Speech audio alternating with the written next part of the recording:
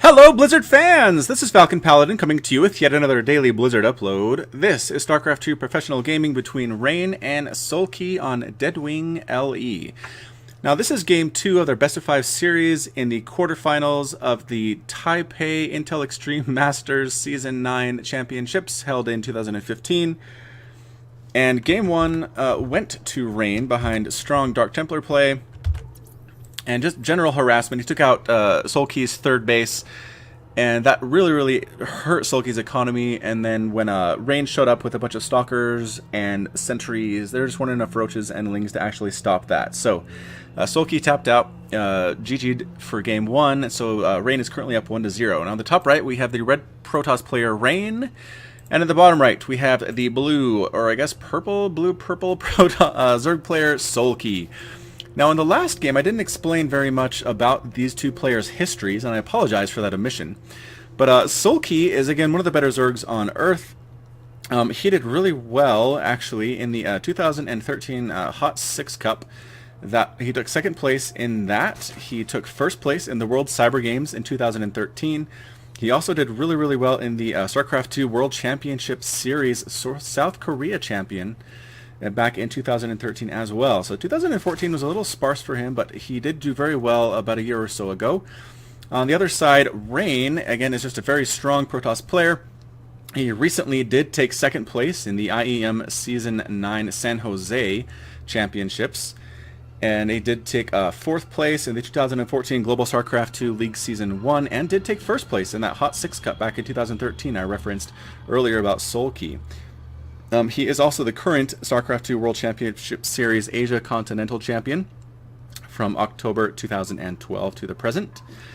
And so again, just two experienced players who are very good at what they do. And I'm very excited again to cast this entire series. It looks like we did have about a 14 pool go down from Soulkey.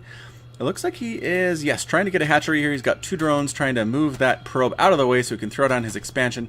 The probe doing a good job being very annoying, but eventually the hatchery does go down at about 15 supply. Meanwhile, we do have an early Nexus going down for Rain. I believe that was a Nexus first, then a Forge. So I believe the probe comes in and sees the spawning pool coming down. He can't be very happy about that, as these early Zerglings that are coming out might be able to do a lot of damage, assuming this Forge and the resulting cannon doesn't get up in time. Now, the Scouting Overlord is going to see exactly where Rain is. It's a bit of a lucky scout, but I guess depending on the angle that the probe came from, Soulkey could have known exactly what was going on there. But anyway, the Soulkey's Overlord does know exactly what's going on. I assume we'll see a cannon here. Yes, immediately a cannon goes down. A probe is coming up here. The Zerglings are actually heading up to see what damage they can do, but I don't think they'll get there in time. There aren't really enough of them either. I believe there are just two Zerglings on the field now. Yes, there are. That's not really enough to kill any probes at all, to even slow down the production here at the second base, or even really get through its shields. So in response, Soulkey goes ahead and takes his third base. He knows there's not going to be any aggression out here for some time. The cannon finishes right as the Zergling shows up. He backs out. He recognizes, okay, cannon's up. I'm going to die in 2 hits before I can really get in there anyway. And so I'm just going to back out and kind of see if any probes or zealots or anything untoward comes out of this. Cybernetics core now going down for Rain.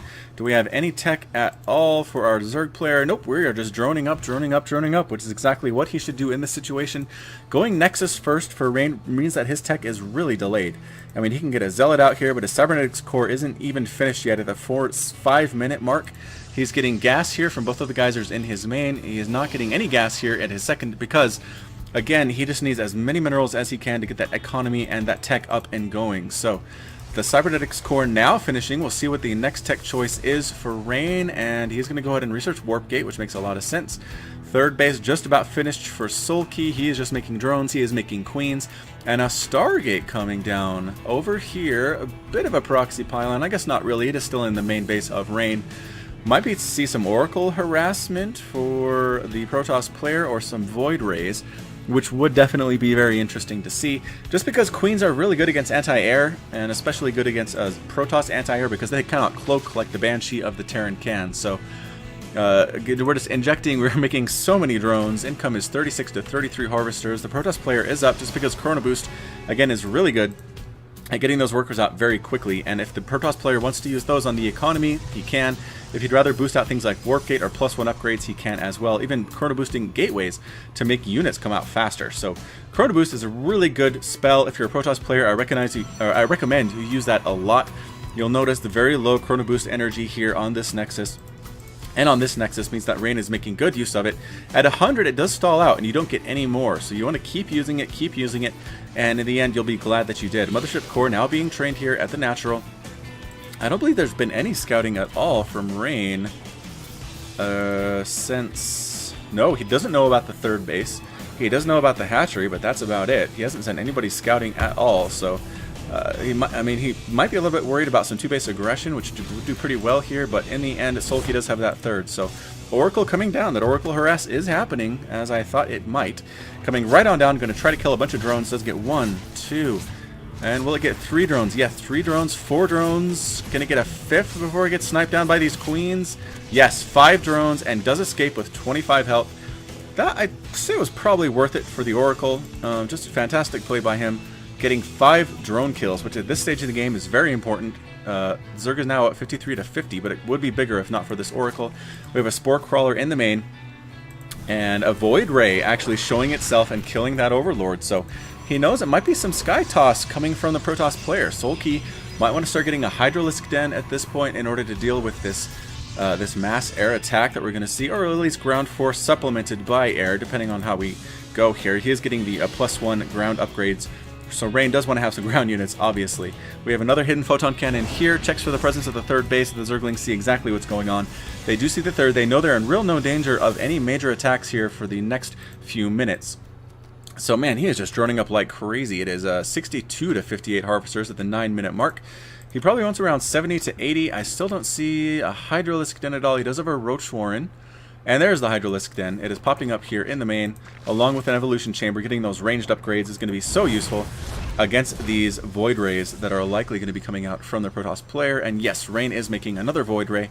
He is making 2 more Stargates. Is that what I saw? Where are these Stargates? There's 1, 2 back here. The Overseer gets a perfect scout off. Sees exactly this mass Stargate approach. I think he wants to see them finish before he leaves. Rain could cancel to do a bluff, but...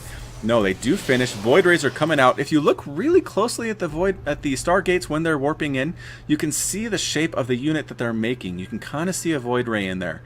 And so that is something that is some really good scouting information for our Zerg player. He recognizes, okay, we're probably not going to have Colossus. I don't have to worry about my Hydras melting to that. So let's get a lot of Hydralisks and see what damage we can do against this attack when it finally comes. I mean, 3-base Protoss is pretty scary.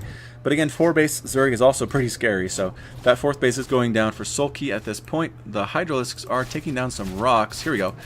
These rocks that would connect the 4th base to the Natural, that's pretty good. Being able to get reinforcements down to that 4th as soon as possible is very nice. +1 is on its way, and ranged attack for Hydras is also on its way. This Oracle needs to watch out. It can get sniped down by these Hydras pretty quickly. The Queen getting some shots off. I believe it's more just of a scouting Oracle. It's not trying to get any drone kills. It knows it will die. It sees the Infestation Pit coming up, and that's interesting. So we are actually going to see some Infestors, which are good against air. Void Rays and Oracles tend to clump up, which make them good targets for fungal growth. So this is going to be Hydralisk's going to do the damage. Fungal Growth going to try to lock things down, and we'll see what happens with when this engagement finally comes to pass. Now, Void Ray is moving out with the Mothership Core. A little bit risky. There are a lot of Hydralisks on the field. If they go into the creep, they could get sniped down before Rain can react. We have a lot of Hydralisks in the mineral line of this 4th base. The Hydras are defending against an attack that they know is coming, just because it is the 12-minute mark, and if you leave Zerg alone too long, they're going to win. So he knows that Rain has to send some units here to get some attacking sometime. The Void Rays are here. Do snipe off an Overlord. And what do we have here? A couple Spore Crawlers, a couple Infestors here in the main. More Infestors. Wow, lots of Infestors here in the main. Where did those go? Nowhere. The Void Rays decided they'd rather not go in there. I don't think they saw the Infestors, but they know that the Zerg player is probably ready for them. Aha! We are researching Storm at the Templar Archives. So Psionic Storm is really strong against Hydralisks, because Hydras, again, really have a lot of DPS, but they do not have many hit points at all. But we're moving up here with Roaches, Hydralisks, and Infestors. We're not even worrying, really. Yes, we do have a Hydralisk speed, Roach speed. Sniping down the Mothership Core is huge. No Photon Overcharge for the next little while. So running in there with the Zerglings first, trying to snipe down that Photon Cannon. Hydralisks sticking back with their ranged attack, sniping down all of these Zealots. I don't know if these Void Rays are long for this world. Are we getting some Fungals off? A big storm on all of those Hydralisks, brings a lot of them down to red. Kills a few of them even. A good Fungal gets off though, but the Hydralisks are forced to retreat in the face of this storm. It's just a great choice to have that storm here, just fighting back the Zerg army, whereas otherwise I think the Zerg would have done a really good job on this attack and managed to kill a lot of stuff, but instead forced to retreat, throwing off fungal growths just to prevent the chasing of these Void Rays. Reinforcing units are dying, and holy smokes, I think Soulkey might be in trouble. Attack here right now might be enough to cripple him pretty dangerously. 19 Roaches, 5 Hydras, and 4 Infestors are all that we have against this composition. The Roaches are a good choice against these Zealots. They move on to the creep, decide they'd rather not, and they head back home. So we do have a small warp-in of Zealots taking down these Spore Crawlers, which are really good defense against Void Rays that are going to come in. Roaches and Hydras respond. The Zealots might be able to get some drone kills depending on the angles that they take. Yes, they come right around and they're going to try to snipe down this Evolution Chamber, which is not actually currently researching anything. So I don't know if that was a great choice. They're not even able to get it before they all die. It looks like, yes, that Zealot does die. And an attack at the front might have been good there. There's really nothing defending this third base, but instead, Rain just throws down the forward pylon. He has some Zealots sitting over here, and he is taking a fourth base of his own. So more Warp Prism special tactics coming in as popularized by Whiteraw. Might warp in here while we attack at the front. I don't know. Oh, Warp Prism sniped off as it is trying to bring in some Zealots to take down this Infestation Pit. So good map awareness there by Soulkey, recognizing that the Warp Prism was there and killing it before anything at all could warp in. We're moving up again. Big Roach, Hydra, Infestor force. What can we do? The Templar are really the scary part of this army. If not for them, I think the Zerg army would roll fairly well and defend against this, but that Templar Storm is just so strong against those Hydralisks, it's hard for them to dodge. We do have Swarm Hosts now, though. Swarm Host actually really good against Zealots, against Archons, against High Templar, really against most ground units that Protoss can do. So throwing down some forward Spine Crawlers are trying to do so, but not quite. Oh, a huge Fungal picks up all of these Void Rays. A large group of Stalkers move on in. And Swarm Host just popping out more Locusts. Storms going down on the Locusts, though, so they die almost immediately. Is there an Observer in this group is the question. And no, I don't think he brought an Observer. These Swarm Hosts are alone. Storm going down on all of these Hydralisks. Multiple Storms, just taking them all out. Fantastic control. Some Hydras in the back here trying to snipe down what they can, but they get melted fairly immediately. Hydralisks going to town there. Again, dying. Queens dying. Locust taking down the stuff on the ground, but I don't think there's anything to deal with these Void Rays right now. 16, 17 Hydralisks in production. It might be enough, since now all the High Templars are dead, to take down these Void Rays. Void Rays do not have any upgrades, and the Hydralisks do, I believe, have a +2/+1 upgrade, which is pretty good, but if they stream in here single file, I don't know if it's going to be able to take down these Voids.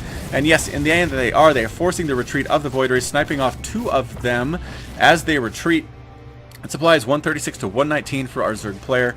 And if he can take down this base, this fourth base, he'll be in a really good spot, because I don't think many workers have died during those attacks. He still has 72 harvesters. He doesn't have to replenish those, which is really nice. He can just focus on making units, which is really what he wants to do right now. Dropping some changelings just to scout out if any other attacks move out. Still making Templar, still making Zealots, still making Void Rays is Rain. He's really dedicated to this attack and this strategy. He does have +2 attack. On the Void is a transfer of probes coming on down to the fourth base, so the income is going to go back up again. Oh, here we go. An Envision actually going down here. Can we take out this Warp Prism? Yes, we can. Big pickup once more.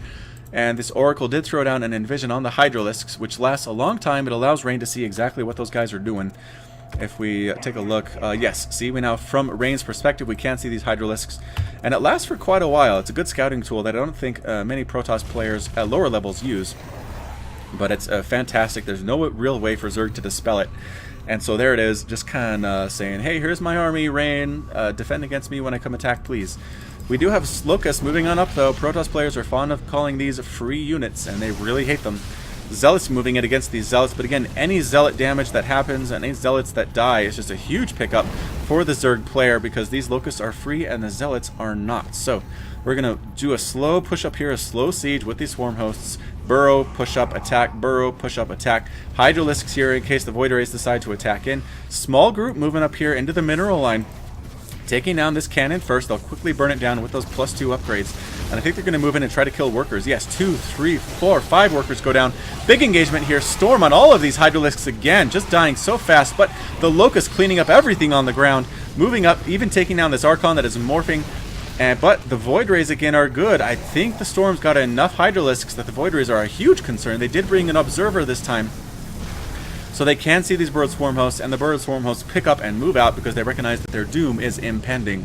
So moving on out here, more Zealots. We do have a Viper now. A Viper might be good to pull some of these Void Rays into some anti-air, like some Hydralisks, or some Queens, depending on what they want to do.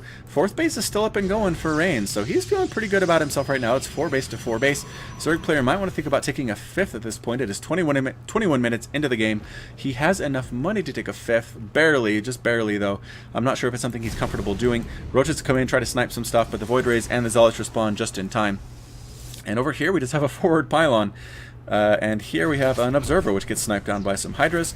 Again, just +2 upgrades there. We're upgrading to +3. We are getting extended thermal lance, and Colossus are coming out. A Roach run by, coming on through, maybe getting a scout off, trying to kill some workers here at the natural. They are going to do a good job with that, warping in Zealots to defend against this. And the Void Rays and Colossus come in, but then change their mind and head back out because I'm not sure why. I guess 2 Void Rays are enough to clean these Roaches up, but so many workers are dying. 10 workers dead now. 11, 12 workers going down. The income shows of 67 to 48 Harvesters for the Zerg player. Why are these Void Rays? I guess they're coming back to respond to this army. Again, Storm's doing super well. Maybe we yank in the High Templar into this army? I'm not sure. Locust again just melting these Zealots, especially since the Zealots don't look like they have any upgrades for the armor at all. Hydra's moving in here, 26, 27 workers killed, 28, he's down to 33 Harvesters for Rain. He can't be happy about that. Army supply is showing at 196 to 113. This push from Soulkey might be enough, ladies and gentlemen. Pulling in the Colossus, just doing a great job yanking that in to the Hydralisks and sniping it off. Colossus are so much better standing behind everybody else. When they get all by themselves, they're a little bit squishy. We do have more Locusts moving in, 32 workers dead for Rain, random gateway dying. I think Soulkey is content just to kind of starve the Protoss player out here. He doesn't want to push into this army quite yet. The Storms can be devastating if he doesn't misclick at all. 32 workers dead. Only 30 left for Rain. The Locusts moving in, taking down the Zealots, trying to take down the High Templar as well. Not quite able to snipe any of them before they die. Roach is taking some hits. Zerglings running in to snipe down High Templar. Here comes the big push. Queens and Locusts and Hydras moving in. This Colossus does go down to these Roaches, getting focused down, trying to kite them back. Locusts again destroying more and more Zealots, and the Void Ray slowly going down to this Queen push, and that's it. Rain calls the GG, and Soulkey takes game number 2. The series is tied 1-1. So we're going 1-1 in this best of 5 series in the quarterfinals. I hope you're as excited about the rest of the series as I am. This has been Falcon Paladin. If you liked what you saw, hit that like button, please. Subscribe to catch more daily Blizzard uploads, especially Starcraft 2 Pro casts. And you can also see me on Twitch and Twitter and Facebook, all at /Falcon Paladin. Very easy to remember, easy to spell, I hope, as well. So until next time, this has been Falcon Paladin, and you take care of yourself.